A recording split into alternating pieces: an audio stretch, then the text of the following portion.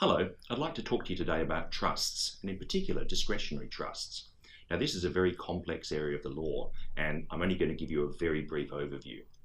Trusts have been around a long time, and by a long time I mean literally hundreds of years. They started to become popular in the 1980s, and they're very popular now, simply because you can get a trustee from an online legal services provider simply, quickly and cheaply. So what is a trust? Well, the turn of phrase that's normally used is that a trust is a relationship and not an entity.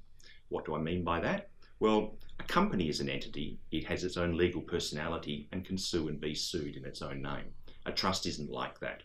A trust is a relationship involving a trustee, some beneficiaries and some trust property. To give you an example, I might be the trustee of a family trust and I might own a particular piece of property that's rented out. I'd still be shown as the owner of that property on the title deed, but I'd owe obligations in relation to it to the beneficiaries. That's essentially what a trust is, where you have a separation of legal and beneficial ownership in relation to some property. You've got a trust. Why are they popular? Well, tax flexibility for one.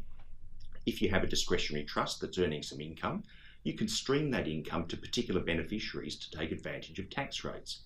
Let's say, for example, you've got some university-age kids who don't yet earn much money and thus have low tax rates. With a discretionary trust, you can distribute income to them so you can take advantage of those low tax rates.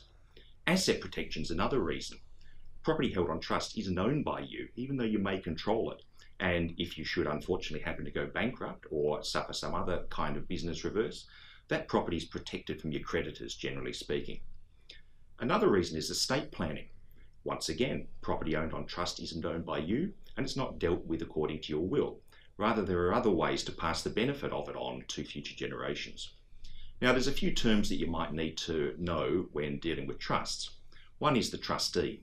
Now, the trustee is the person or often company that actually holds the legal title to the property concerned.